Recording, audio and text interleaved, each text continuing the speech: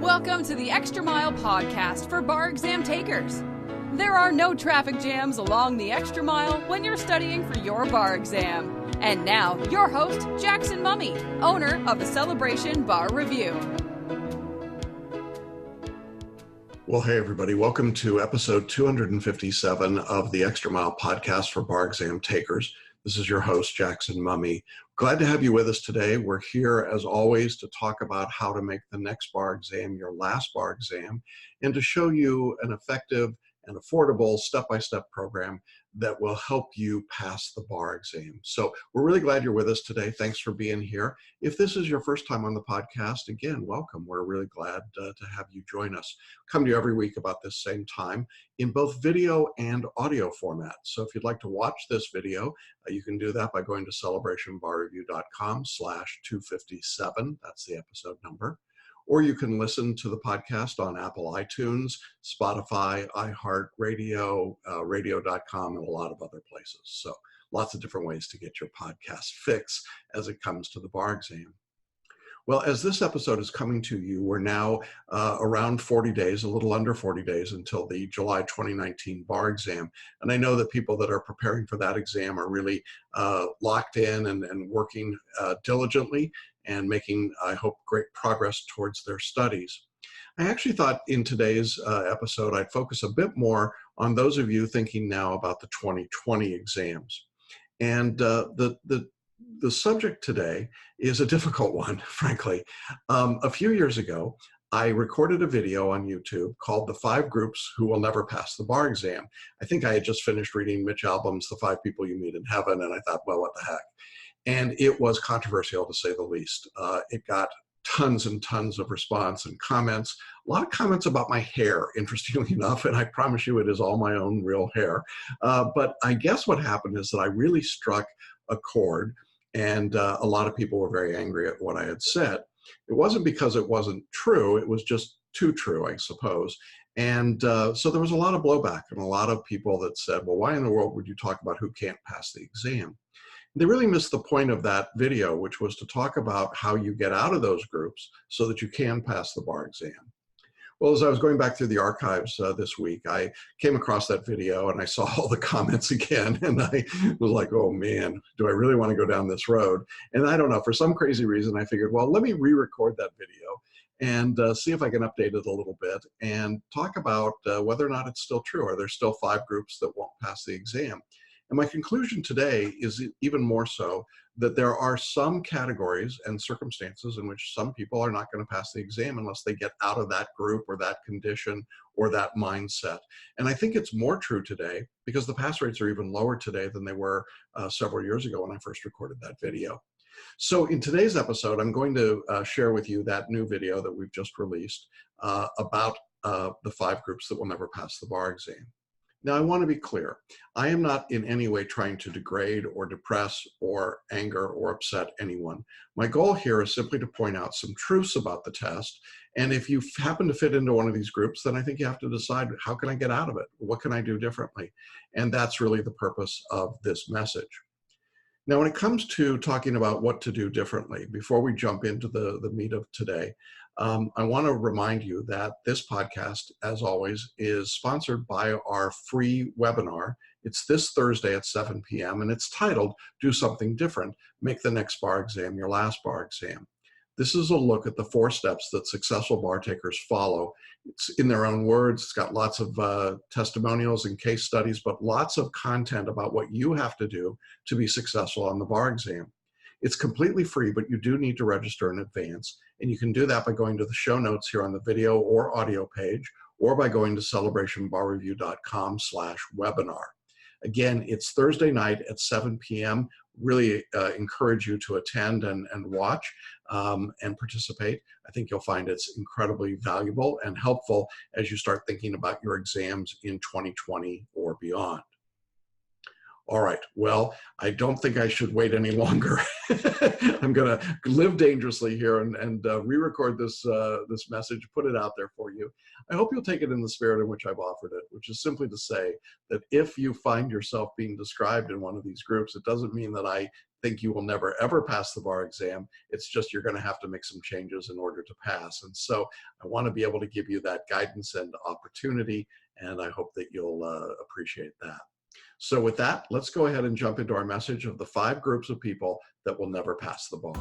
Fairly provocative title to talk with you about today. It's called the 5 groups of people who are never going to pass the bar exam and how you can avoid being in those groups. Now, this is the group of people who go to take the bar exam and they're just never going to pass. And over and over and over again, they're going to try and try and try, and they're going to continue to fail. And I hate that for anybody. And so while it sounds like a really harsh topic to talk about, in reality, I want you to stay out of these 5 groups. So I'm going to discuss today 5 different groups of people that, in my experience, typically fail the bar over and over and over again. But more importantly, I'm also going to tell you how you can get out of those groups if you happen to be in one of them. So if I describe a group today and you're part of that group and you don't want to be there, I don't want you to get flustered. I don't want you to go, oh man, he's just so negative. And I don't want to hear any of that. I got it. I just want you to think about what I'm telling you and whether or not it's necessary for you to do something differently to get yourself out of that group. Fair enough? All right. Well, let's jump in and talk about these 5 groups and how you can stay out of them. Now, here's group number 1 of people who will never pass the bar exam. This is not going to make me very popular or make me any friends. This first group are people who do not write, speak, or read English with proficiency. They're simply not going to pass. Now, I recognize that there are many of you who are foreign-trained attorneys who are taking the bar exam, and you're learning English, you're trying your hardest to get really proficient and good at English, but here's the reality. If you can't write and read and understand and speak English, you are never going to pass the American bar exam. The places where you can take it are, as you know, fairly limited right now. You can take the UBE in New York, you can take California, Texas, Georgia, Florida exam if you're from Puerto Rico. And in all of those jurisdictions and others, when I've worked with people who literally cannot speak English with proficiency, who struggle horribly with their English reading and writing and grammar, it doesn't matter how hard they're working. It doesn't matter how many hours that they're putting in. It doesn't really matter how intelligent they are. They will never pass the US bar exam. And frankly, if you've got any doubt about that, all you really need to do is to watch the politics in this country right now, and you can see the extraordinary amount of xenophobia that we've got. I think that's symptomatic. There's no mercy given by the bar examiners in any jurisdiction for poor grammar, for language problems, for an inability to understand cultural norms. Is that right? Should it be that way? Well, that's not really for me to say. I'd like to see us be a lot more tolerant in the bar, but the reality is that the examiners are not tolerant, and they certainly are not looking to help applicants of any kind. And so, for example, if you're writing your bar essays and you can't keep the subject and verb tenses together, if you're using past tense and future tense in the same sentence, for example, or if you can't keep singular and plural nouns distinct and separate, if your grammar indicates that you clearly don't know the way to use phrasing and participles, if you've got difficulty with language, just picking the right words, knowing what they are, then those things will destroy your ability to take the bar exam and to be successful. And I don't care how hard you work, you simply won't get through the test with a successful result. And sometimes I think there are people that think to themselves, well, they should let me take the bar exam in my native language. And I can appreciate that. That would be a great thing, except you can't. And so as a result, you have to work in English regardless of how good you are in it. So if you cannot speak, read, or write English, basically, forget it. Don't take the bar exam until you get more proficient. So what should you do to get out of that group of non-English speakers? Well, there are a couple of very practical things you can do. One is to enroll in a college-level English course. Now, in my experience, it's not enough to just read some books or listen to people or try to pick it up casually. It's not going to work for the level that you need here. You need to go and take, I think, at least a college level English reading and writing course. And an English for speakers of other languages course typically isn't sophisticated enough for the kind of work that you have to do on the bar exam. So I would avoid that. Although if you really need that as a basic primer, go ahead. I think you've got to take the time.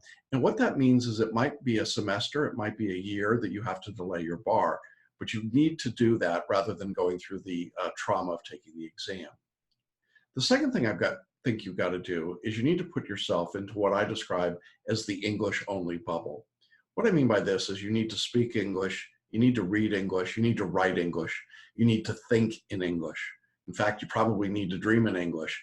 And if you're in a position, as many people are, where you live currently in an ethnic community in the United States and you don't have to speak English, even if you're in that community in the US, or if you live abroad and you're coming to the US to take the bar and you're not speaking English every day, you're in deep trouble until you get yourself into the English only bubble and start learning how to work, think, read, write, comprehend, and analyze in English.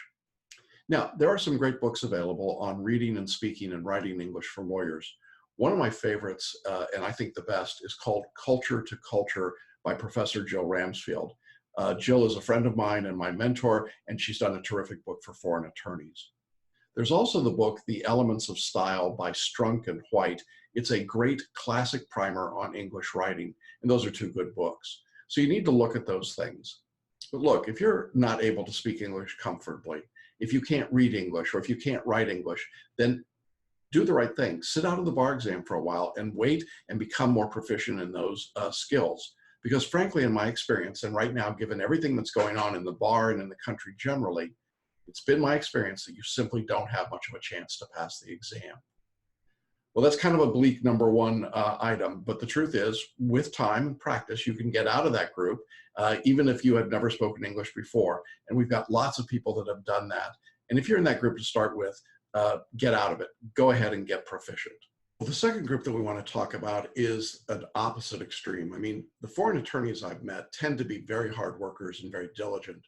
But there's another group of people who are just wildly arrogant about their skills. And I suspect most of them aren't watching this because they're so smart and they're so confident that they don't feel that they would need it. But if you happen to be watching, and you're basically the person who thinks that you can pass the bar, if you just cram for a week or two before the test and you do just a little bit of studying, you'll be okay. Now, typically this person is a very successful older attorney who remembers or kind of misremembers what the process was like. And they tend to say something like, you know, back when I took the bar, all I had to do was, check into a hotel and, spend a few nights before the test, read some books, brief some cases, drink a fifth of Jim Beam, and I showed up and I took the exam and I passed. Well, that's true. 40 years ago, I think you probably could have done that in a lot of jurisdictions. But today, it's not possible. And if that's the group that you're in, you're probably going to fail. And you'll fail most of the time, and you'll wonder what hit you because it's such a different world. And I see this all the time with attorneys who come back and go, oh my God, I can't believe the test has happened that way. And you simply can't cram for just a week or two, a night or two, or a weekend before the test. Now, along with that group of cramming for a couple of weeks of people, there are those that simply refuse to schedule their study time in a productive way. What I mean, these are the people who say, well, I'm going to study about 10 hours or 15 hours or 20 hours or whatever it is per week, but I refuse to put that into a schedule. I'm not going to be bound by any schedule. I'm not going to write it down. I'm not going to commit myself to it. I'm going to be a free spirit. I won't be accountable. I'll just study when I can. Okay, look, folks, nobody wants to study for the bar exam. I mean, nobody that I know gets up in the morning typically and says, oh boy, I get to study for the bar today. I mean, you might, but you're a little weird if you do.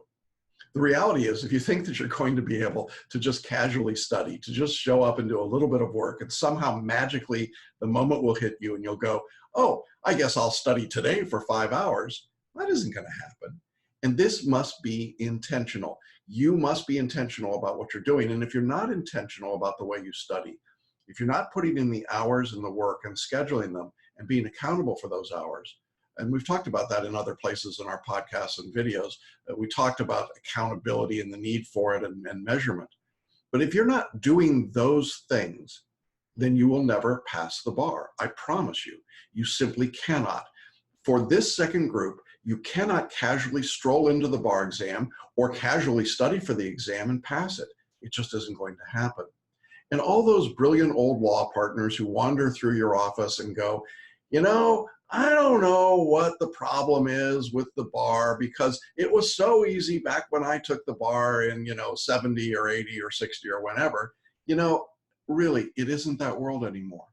And if you think you can live in that world and pass this bar exam in this era, you're just delusional. You're never going to pass. And so the way that you get out of it is that you start scheduling your day, you schedule your time, and you study for a prolonged period of time. We recommend studying for 4 to 6 months or even longer, but in any event, it's going to take about 300 hours of total study time. So take the number of days until your bar exam, divide that into 300, and that's what you've got to do on a daily basis. And then you need to commit to that and get yourself out of that group of people who are going to fail because they fail to schedule or they don't take the test seriously. Now, our third group of people who I think are going to fail are the people who are kind of at the opposite end of the spectrum from group number 2. These are the people that have 60-hour-a-week plus jobs. They're critically important work that they're doing. Maybe it's that they're running their own law firm or in charge of a firm. Maybe they're doing some work that's God's work. It's so critically important. It's absolutely vital. It's massive, and it's really, really complicated. And if they don't do that work, life on this planet will end. It could be that. Maybe it's that they're Captain America or Batman or Iron Man. I don't know. These are also the same people that also typically have 3 children that they're responsible for. They have an unsupportive spouse. They have a horrific boss. I mean, you get the idea. If you're one of those people and you're working a full-time job and you have other responsibilities in your family and you've got home responsibilities and you're not getting help at home from a spouse or a neighbor or a friend or somebody or a relative, the truth is you're going to fail the bar, and you're going to fail every single time. I know it sounds so bleak, but it's the same reason as for the group in number 2. You're simply not able to put in the time it takes to be successful in the bar, not because you don't want to, but because you're overcommitted. I have all the admiration in the world for moms, single moms in particular, who are working, supporting their families, raising their kids, and studying for the bar. It is admirable, and we've helped so many of those individuals pass the bar. But I have to tell you that if you're in that group, in order to be successful, you've got to get help. The people that we worked with who passed went and got daycare help. They got family help. They sent the kids off to summer camp if they were old enough. They cut back on their hours at work. They said no to the boss. You cannot do it all. And the idea of being a superhero and studying for the bar is something that maybe Marvel Comics would come up with, bar taker. I don't know. I'm sure there's a cape that's been made just for it. But in reality, it just doesn't happen. And so if you're trying to juggle a full-time job, a full-time family with no help, don't take the bar right now. Sit out and wait. There'll be time, but you're not going to pass trying to do it that way. You can't multitask and get in the hours that you need. And I know some of you are like, oh, such a downer. Why would he not encourage me? Well, it's because I don't think going and taking the exam and failing over and over again is an encouragement. I think it's actually a waste of time and energy and resources. Get yourself ready and take it. The exam is not susceptible right now for people who aren't able to put all of their chips on the table, who are not able to go all in. That's what the examiners are doing. And so this concept that you can do a little bit of study and a little bit of family time and a little bit of work means that ultimately you're lousy at work, you're lousy at home, you're lousy in your studies. And that's the really hard, unvarnished truth. And if that's painful to hear, I'm sorry, I don't mean to be insulting, but it doesn't have to be that way.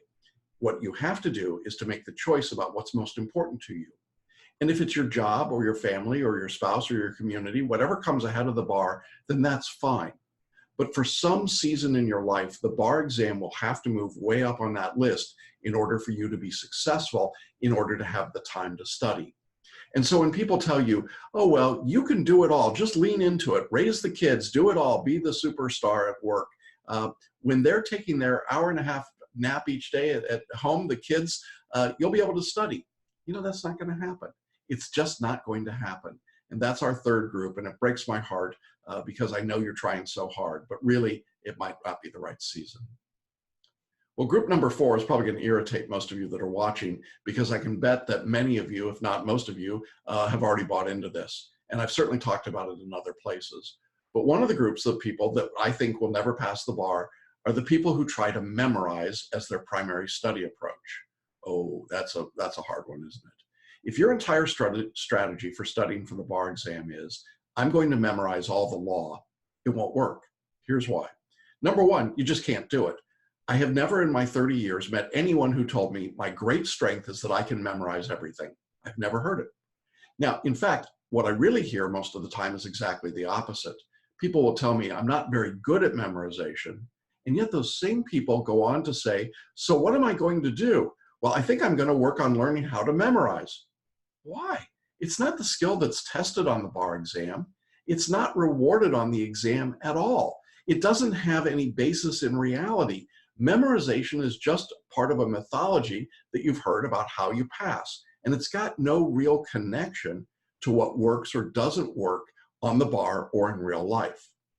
Now listen, I know some of you out there in the world, and some of you are listening and watching this, and you're going to be really angry and say to me, yeah, but that's what they taught me at, fill in the name of your big box bar review. And you're going to tell me why it's so critical that you memorize. And I would say to you, good, that's great. But by the way, have you noticed the overall pass rates for the national jurisdictions, the ones that are served by the big box? You know, currently more bar takers fail the exam each year than pass the exam. That's pretty stunning, isn't it?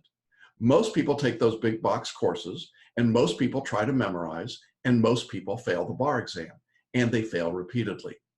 My point here is that memorization is not a fail-safe, successful method. And the real killer, beyond the fact that you can't possibly memorize everything, is that even if you could memorize, the examiners always have one more opportunity to test something that you failed to memorize or didn't know was coming. You know, case in point is here in Florida, the examiners a couple of exams ago picked 3 essays on their essay day for subjects that they had never tested or only rarely tested in the previous 20 years. And so people who were trying to memorize in anticipation of those subjects, well, it didn't do them much good. And so we saw an enormous failure rate. You couldn't do it. And we see that across the country, fewer people passing the bar nationally each year because you simply can't memorize your way to success in preparing for the bar exam. Now, having said that, what do you do if you were a memorizer? Well, I think you've got a couple of options. You're not locked into it for sure. One of those options is to basically learn the law instead of memorize it.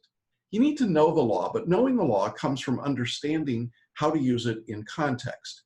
And we talk about that in a lot of places, including the free webinar that we offer, How to Make the Next Bar Exam Your Last Bar Exam. There's lots of information in that webinar and on our website, and we'll link up to all of that as well. But the reality is that you actually can learn the law through reading, through lectures, through question practice, done over time in small bits, much like a staircase, adding more effectively. And it will be more effective than memorizing anything. Now, this actually educationally preferred method is called spaced or stepped repetition, and it's empirically more effective at all levels of education and testing, and it's the exclusive methodology that we use.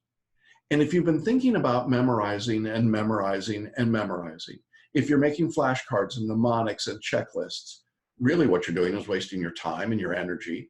And frankly, while I'm probably exaggerating a bit when I say you'll never pass if you memorize, the truth is that the odds against you are so deeply stacked against you, if that's your only strategy for studying for the bar exam, that I might as well say you'll never pass.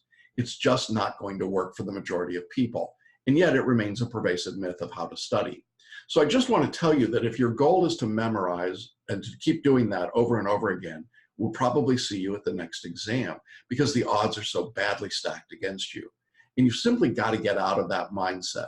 You've got to start learning instead of memorizing. And it can be done. A course like ours will do it for sure. Now, I don't care what you did in law school. Remember that the test here is not a law school test. The practice of law is never about memorization. And I think if you just stop to think about it for a minute, those of you that are in practice or work daily around lawyers, you know that they don't memorize anything. It's not part of the skill set that's required anymore. And so it's an artifact of an earlier time. And I think you want to be really careful about staying out of that group that is locked into memorization. So that's our fourth group of people who I think aren't going to pass, people that memorize. Ooh, that is going to make me unpopular. Well, how do you get out of it? Well, you stop memorizing and you start learning through spaced repetition. You start learning and studying in a way that's more effective and more appropriate to the test that you're actually taking. All right, that leads us then to our fifth and final group of people, the ones who are never going to pass the bar until they make a change. That's our fifth group. These are the people that keep repeating the same approach to their study over and over again, even after repeated failures. This is the classic definition of insanity, isn't it? They do the same thing over and over and over again, and then they expect a different result. Why is that? It's not going to happen. The reality is that if you tried the drill and kill, memorize, cram approach to the bar exam, and you failed, and you do it again and again and again and again, you'll fail over and over and over until you stop and change and do something radically different. Now, I'm not saying that we're the only bar review course out there that has insight into how to pass the bar exam. But over 30 years, Celebration Bar Review's done pretty well and beaten the state rates across all the states for years and years and years and years. And it's by no means exclusive to us, but I'm simply saying that whatever people are doing when they're just following the herd and doing the same old thing and getting the same bad results over and over and over, well, folks, you got to stop. You got to break out of that cycle. You got to leave the herd and go do something different in order to get a different result. Now, is that a little scary? Yeah, I think it is. And I suppose for some people it is. But is it any scarier than just going in year after year, exam after exam, knowing that you're not going to get a passing result or that you're going to get the same failing result? Your score is going to stay about the same. And I see this all the time from people. When you study the same way, when you're trying to memorize, you're trying to analyze in the multi-state bar exam, you're issue spotting and using IRAC style writing in your essays, you're trying to use attack outlines and flashcards. If you've been doing all these things and it has not been successful for you, if that's the case, then you're going to continue to fail as long as you continue to do them. For some people, those things will work, but it's a minority and they've gone on. And the reality is that if you haven't passed, you need to change what you're doing. So I encourage you to make that change, to have the courage to change, whether it's to come to us, to go somewhere else, do something else, but don't keep repeating your errors over and over again. It's one of the reasons that we encourage our students to use new tools like photo reading and mind maps, paraliminal recordings, and audio meditation. It's to change the patterns of study so that with a different approach, the one that we offer based on selective intuition and a more direct writing style, it results in improved results and improvements that come dramatically. And you don't have to take my word for it. You can check out our case studies tab on our website at celebrationbarreview.com, where you'll find video interviews with many of our past successful students. You'll note that most of them had failed their exams previously using a different approach. And you'll notice that what they did is they almost all recognized the need for change, and then they made those changes, whether it was in their life or their study style, in improving their English, or in changing their approach by adding photo reading or something else. Well, those are our 5 groups that I think are never going to pass the bar exam. If you aren't proficient in English, you're probably not going to pass. If you think you can pass by just cramming for a few weeks before the test, or by refusing to schedule your studies in any coherent, consistent way, you're probably not going to pass. If you've got a full-time demanding job and family and other commitments and no help at home or at work, you're probably not going to pass. If you're putting all your eggs into the memorization basket of study, you're probably not going to pass. And if you keep using the same failed system of study that you've been using, then you're probably not going to pass. You've simply got to break out of those things. And I hope that you'll do that so that you can be successful on the exam. Now, if you'd like to know more, I'd love to talk with you. And we put a link here for a free consultation with me, so be sure to check that out. To be clear, I think there is great hope for everyone who's willing to break free of these 5 groups and break the mold. I see people passing every exam who failed over and over and over again in all of the jurisdictions that we teach. So we know that it could be done, and it could be done by you. It's simply a matter of changing your perspective and taking action now so that you can make the next bar exam your last bar exam. Okay, well, that was fun, wasn't it? Sorry, guys. I really want to be explicit that we believe that anyone can pass the bar, but you just have to do some things differently. And that's why we offer our webinar Thursday night, 7 p.m. Do something different. Make the next bar exam your last bar exam. Again, you can register by clicking on the button here on the show notes or by going to celebrationbarreview.com/webinar, registering and joining us Thursday at 7 p.m. I hope that this message has given you some things to think about. I hope it's provoked your thought process. I certainly don't want it to discourage anyone. I just want you to recognize that there are major challenges in the bar, and we stand ready to help you. And I want to invite you, if you've got any questions at all, please use the link on the show notes page to schedule your free consultation with me. I'd be glad to talk with you about your particular circumstances and to help you make the next bar exam your last bar exam. So thanks, everybody. We'll see you again next week. Bye-bye. Thanks for listening to the Extra Mile podcast for bar exam takers at www.celebrationbarreview.com.